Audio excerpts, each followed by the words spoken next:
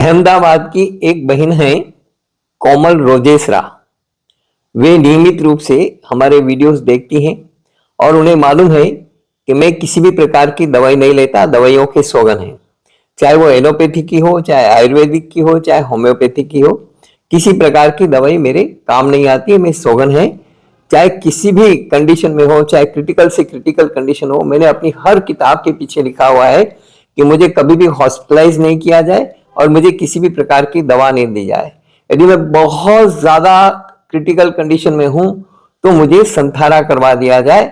जैन साधु साध्वियों के माध्यम से मुझे संथारा करवा दिया जाए। उसमें मेरी पूरी की पूरी सहमति है और पूरे अंतरंग से मैं ये निवेदन कर रहा हूं कि मुझे जो है संथारा करवाया जाए। मैं पूरे होश हवास में कह रहा हूं। तो उनको ये बात मालूम है। उन्होंने कल मुझे एक सवाल भेजा है, एक प्रश्न भेजा है। वो मैं आप लोगों को पढ़ करके सुनाना चाहता हूं क्योंकि वो काफी गंभीर सवाल है और उस सवाल का उत्तर हर एक को समझना चाहिए। उन्होंने जो सवाल लिखा है as it is, word to word मैं आपको सुना रहा हूं।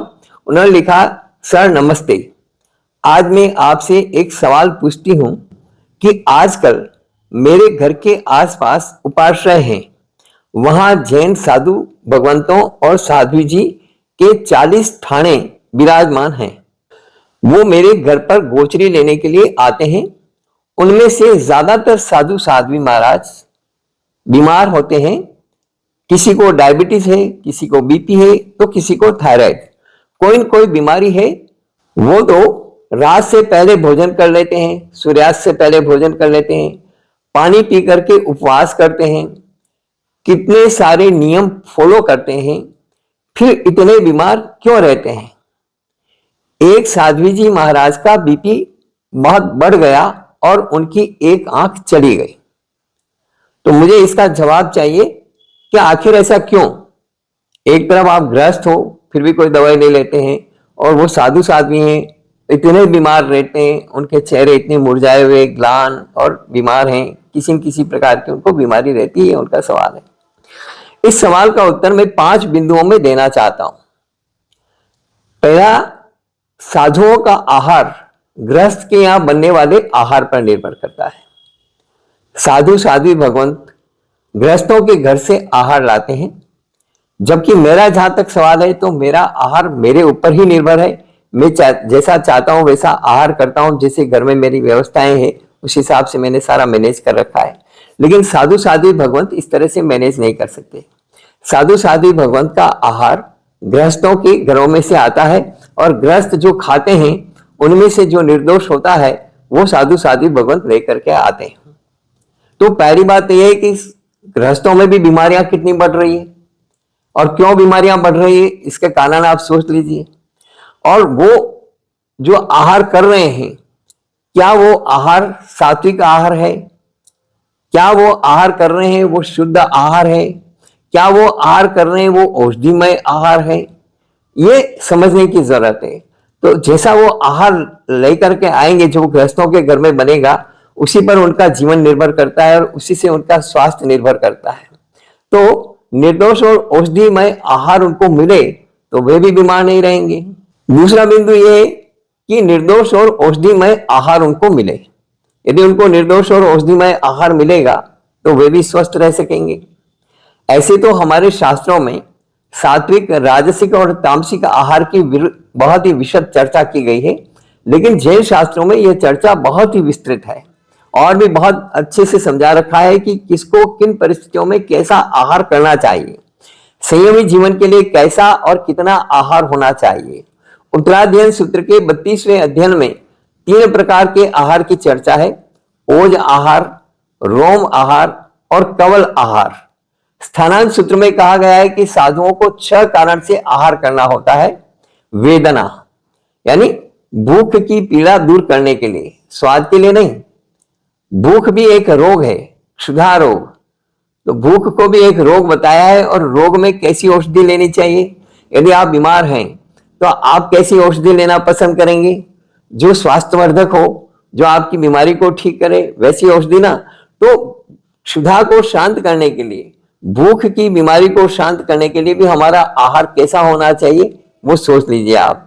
तो पहला तो यह है कि साधु आहार जो ले वो अपनी भूख की पीड़ा को मिटाने के लिए, ताकि वो आराम से अपनी धर्म आराधना कर सके, बीमार ना हो। दूसरा, गुरुजनों के वैयावच करने के लिए। तीसरा है ईर्ष्या समिति का पालन करने के लिए। चौथा है संयम की रक्षा करने के लिए। और पांचवा है प्राण धारण करने के लिए, क्योंकि शरीर में प्राण है तो वो साधना कर सकेंगे। और छठा है धर्म का चिंतन करने के लिए।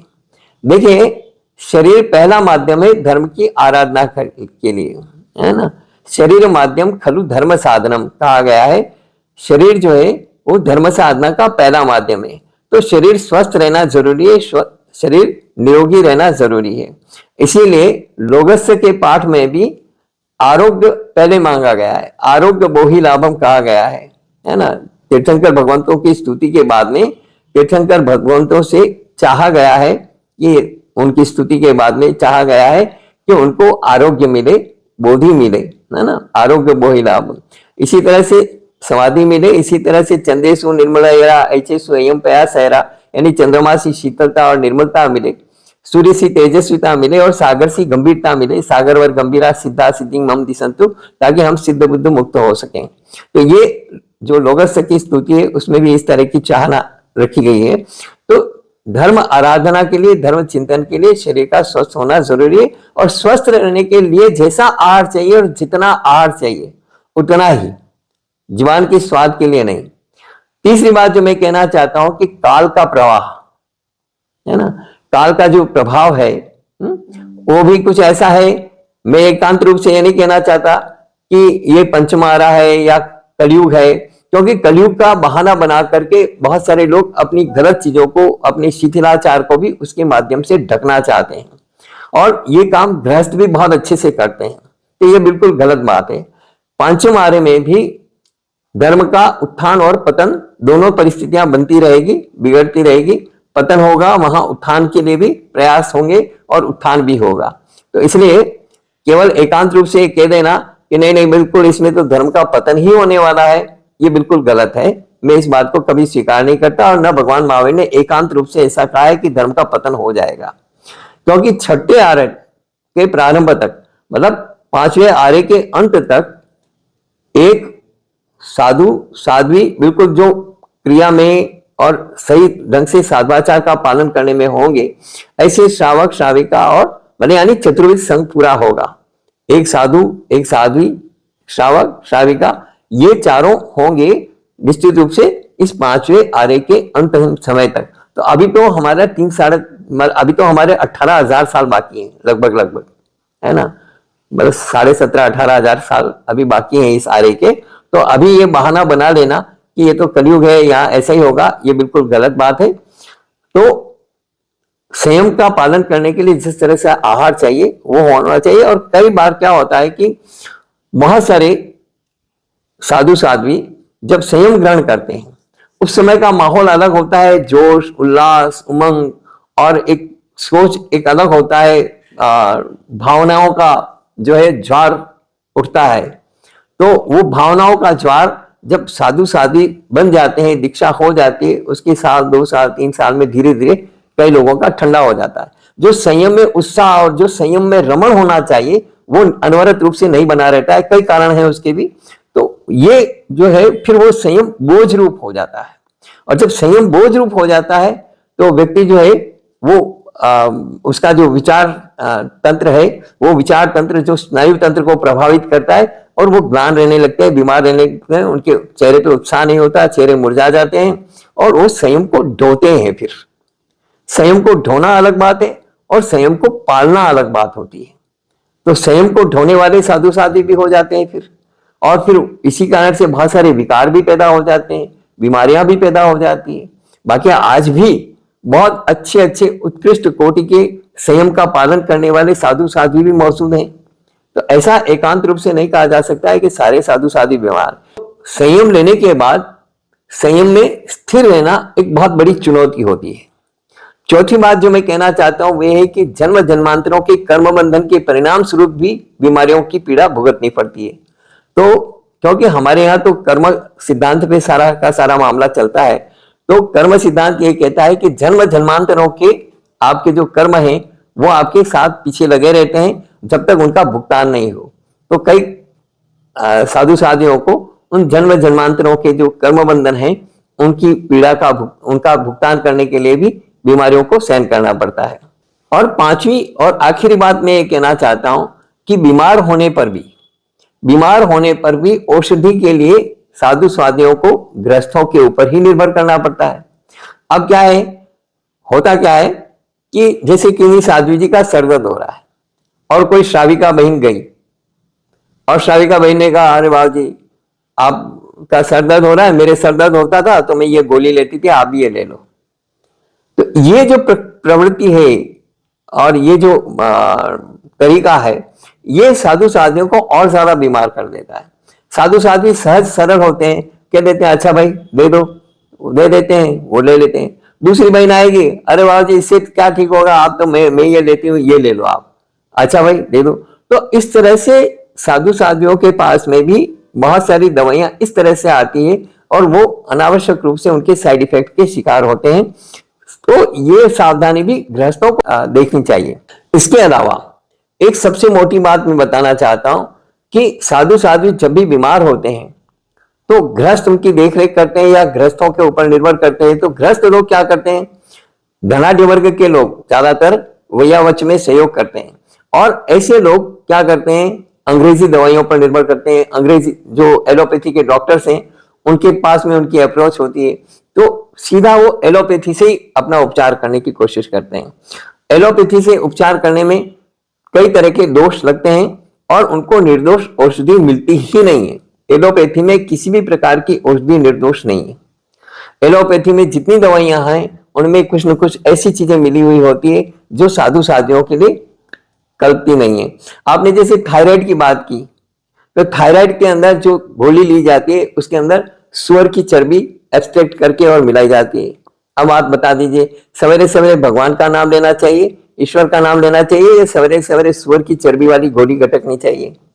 ऐसी बहुत सारी दवाइयां हैं जिनके अंदर मछली का तेल होता है, ऐसी बहुत सारी दवाइयां हैं जिनके अंदर अल्कोहल होता है, ऐसी बहुत सारी दवाइयां हैं जिनमें अफीम होती है। तो ये सारी की सारी दवाइयां जो है ये साधु साधियों के लिए कल्पनीय नहीं है। प्रयास ये होना चाहिए कि नेचुरली वो कैसे ठीक हो सके, उनका स्वास्थ्य प्राकृतिक रूप से या हमारी किचन थेरेपी से किस प्रकार से ठीक हो सकता है। इसीलिए हम कहते हैं कि जगह जगह हेल्थ केयर सेमिनार होने चाहिए, अवेयरनेस बढ़नी चाहिए। कोविड से पहले हमने 7 राज्यों में 100 से ज्यादा हेल्थ केयर सेमिनार किए और उन हेल्थ केयर सेमिनार्स में हमने A to Z चीजें बताई। A to Z, कौन सी बीमारी में हम कैसा उपचार करें, कौन सी बीमारी हम कैसा आहार लें, कौन सी बीमारी में हम जो है घर में बनी हुई चीजों से दवाइयां बनाएं, प्राकृतिक रूप से जो उपलब्ध है उन दवाइयों का सेवन करें, क्या कैसा हमारा आचार हो, कैसा हमारा व्यवहार हो। ये सारी की सारी बातें हमने अपने हेल्थ केयर सेमिनार में बताई है ताकि गृहस्थों के घर में, क्योंकि एक्चुअली साधु साधियों को भी इस बात का नॉलेज होना चाहिए। साधु साधु भगवंतों को भी नेचुरल कैसे ठीक हो सकते हैं, नेचुरोपैथी के माध्यम से कैसे ठीक हो सकते हैं, घरेलू चीजों से, घरेलू उपचारों से कैसे ठीक हो सकते हैं, इन सब की जानकारी पूरी होनी चाहिए। लेकिन उससे ज्यादा जरूरी है कि गृहस्थों को भी ये सारी चीजें जानकारी में हो, ताकि गृहस्थों के घर में यदि निर्दोष आहार बनेगा, गृहस्थों के घर में यदि निर्दोष औषधियां उपलब्ध होगी, है ना, जैसे हमने बोला कि भाई पेट साफ नहीं रहता है तो आप मेथी दाना, जीरा, अजवाइन तीनों 100 ग्राम लेकर के और मिक्सर में पीस लीजिए, 50 ग्राम उसमें काला नमक मिला दीजिए और डिब्बा भर करके रख लीजिए। अब मान लो उनके पास में वो डिब्बा पड़ा हुआ है और किन्हीं साधु साधु भगवंतों को कब्ज की समस्या है, पाचन संबंधी समस्या है, तो उसमें से वो पाउडर निर्दोष रूप से उनको मिल सकता है। इस तरह की बहुत सारी निर्दोष औषधियां गृहस्थों के घर में हो सकती है, निर्दोष आहार गृहस्थों के घर में हो सकता है, क्योंकि आहार भी औषधिमय, आहार अपने आप में औषधि, मैं पहले कह चुका हूं, मेरा आहार ही मेरी औषधि हो और मेरी औषधि ही मेरा आहार हो। ये पुरानी कल्पना है, एक पुराना सिद्धांत है ना, जो ऋषि मुनियों का सिद्धांत था। तो वो सिद्धांत हमारे घर घर के अंदर होना चाहिए। तो इसलिए गृहस्थों का सेमिनार ज्यादा जरूरी है। गृहस्थ जीवन में जो महिलाएं हैं उनके हेल्थ केयर सेमिनार होने जरूरी है, उनका नॉलेज होना जरूरी है, ताकि साधु साधु भी निर्दोष आहार और निर्दोष औषधि लेकर के स्वस्थ रह सकते हैं। इस वीडियो में इतना ही। ये वीडियो अच्छा लगे इसे लाइक करें, ज्यादा से ज्यादा शेयर करें और ज्यादा से ज्यादा लोगों को हमारे चैनल को सब्सक्राइब करने की प्रेरणा करें, क्योंकि हमारे चैनल पे हमने 800 से ज्यादा वीडियो डाले हैं और हर बीमारी को एड्रेस किया है। लगभग सभी बीमारियों को हमने कवर किया है और सभी बीमारियों से हम किस प्रकार से नेचुरली घरेलू उपचारों से स्वस्थ हो सकते हैं, यहां तक कि कैंसर के पेशेंट्स भी हमारे यहाँ ठीक हो रहे हैं। तो जिनको डॉक्टरों ने कह दिया कि भाई लास्ट स्टेज है, घर ले जाओ, 2-3 महीने के मेहमान है, सेवा करो, हैं, ऐसे कैंसर के पेशेंट भी आज 4-4, 5-5 साल से स्वस्थ जीवन जी रहे हैं, खुशहाल जीवन जी रहे हैं। तो इसी से आप अंदाज लगा लीजिए और इसीलिए मेरी भावना है कि मैं एक बहुत बड़ा एक सेंटर बनाऊं जहां पर हर प्रकार का उपचार मुमकिन हो, और वो सेंटर बनाऊं वहां पर मैं एक बहुत बड़ा भव्य तीर्थ बनाना चाहता हूं, भगवान पार्श्वनाथ का तीर्थ बनाना चाहता हूं, पास में गणेश गजानन जी का भी मंदिर बनाना चाहता हूं, क्योंकि मैं हर समुदाय को जोड़ना चाहता हूं। तो गणपति के मंदिर के साथ साथ भगवान पार्श्वनाथ भगवान का बहुत बड़ा तीर्थ बनाना चाहता हूं, जहां पर मैं पूरा का पूरा उपचार का एक सेंटर बनाना चाहता हूं। लेकिन मुझे जगह नहीं मिल रही, जमीन नहीं मिल रही। यदि कोई तीर्थ स्थान जो बने हुए हैं उसमें यदि किसी प्रकार की आपत्ति नहीं और कोई व्यक्ति तैयार हो जाते हैं, उनके ट्रस्टी तैयार हो जाते हैं, तो मैं तो वहां पर भी सेवा देने के लिए तैयार हूं, मुझे कोई तकलीफ नहीं है। लेकिन मैं चाहता हूं कि इस प्रकार की व्यवस्था हमारे समाज के अंदर हो जिसका सभी को लाभ मिल सके और सभी निर्दोष जीवन जी सकें, निर्दोष आहार ले सकें, निरोगी रह सकें। धन्यवाद।